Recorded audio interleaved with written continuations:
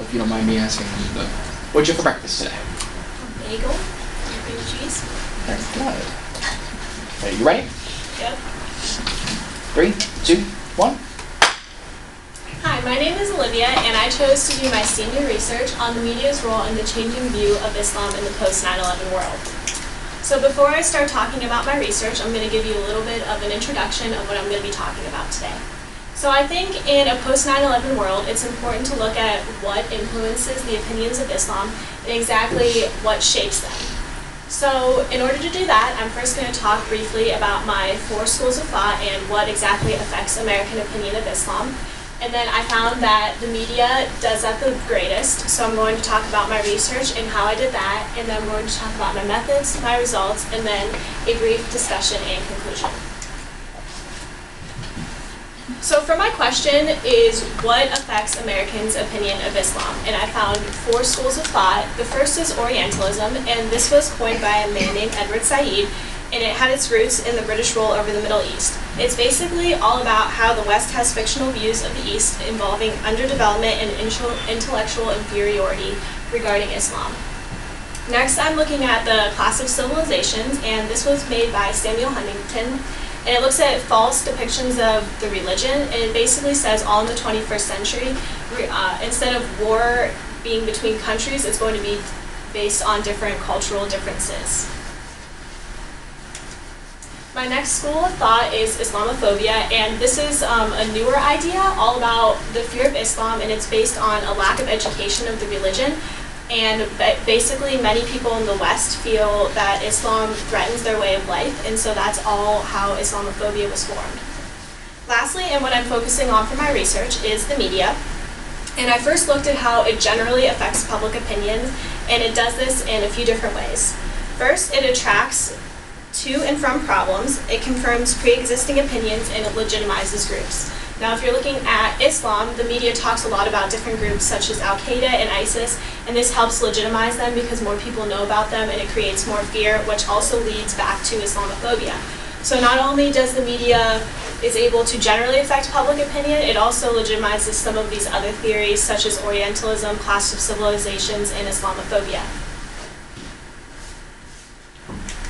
So for my research question is, how does the media frame Islam pre versus post 9/11? And I'm going to talk about how I found the answer to this question.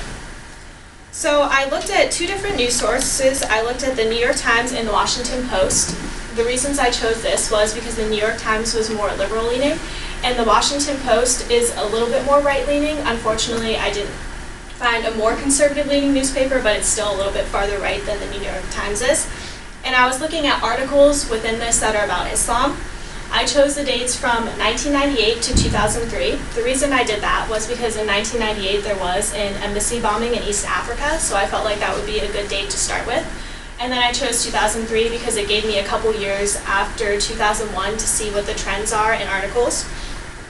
Then I looked for the search phrase that I put into the search bar on these 2 archive websites is Islam and terrorism and jihad and the United States. After this, I got a certain amount of articles, and I ended up having to do simple random sampling because there was simply too great a number of articles for me to search through. So for the years of 2001, 2002, and 2003 in the New York Times, and then for the Washington Post in 1998, 2000, 2002, and 2003, I went into Microsoft Excel and got a random number, and then I went into the search bar and I would start with a random number. So for 2001, I had the number 4, and I would go at 10 articles after that.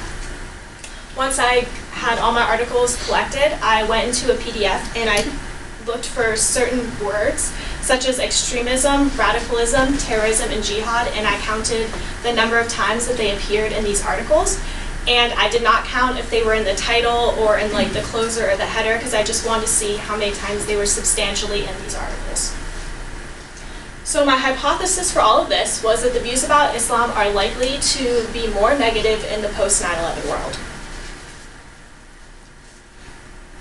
So now I'm going to talk about my results. I'm just going to point out what the graphs show, and then I'll briefly discuss what these mean and what I found them to mean. So for the New York Times, the peak number of articles was in 2001, and for the Washington Post, it was in 2002. which was something I wasn't expecting to find, but then for the results for figure 2, this is the number of times that each word had appeared in these articles. So as you can see, the highest number was terrorism, and that was in 1998. And for jihad, something also interesting that I found was that the highest number was in 2000. But as you can see, the majority of the negative words that I searched were in 2001 and after.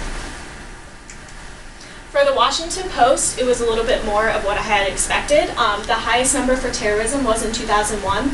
And for the other words, they were also categorized in 2001 as the highest. And they went down slightly after the year of 2001, but they were still greater than the pre-9/11. So for my discussion, my hypothesis was supported. However, there was some exceptions in my data that I wasn't expecting to see. So my first exception was in 1998 when there was a peak for terrorism, and I discovered the reason behind this was because there was a surplus number of articles about the bombings on the American embassies in East Africa. Also, there was the peak number of articles in 2002 for the Washington Post, and unfortunately my research didn't go into why this might be, but fortunately enough my hypothesis said that there would be for 2001 and after. Then there was also a peak for jihad in 2001 in the New York Times, and the reason this happened was because there was a specific article that I ended up coming across that was all about what jihad was, and so there was 53 mentions of jihad in that article, which did end up skewing my data for that year.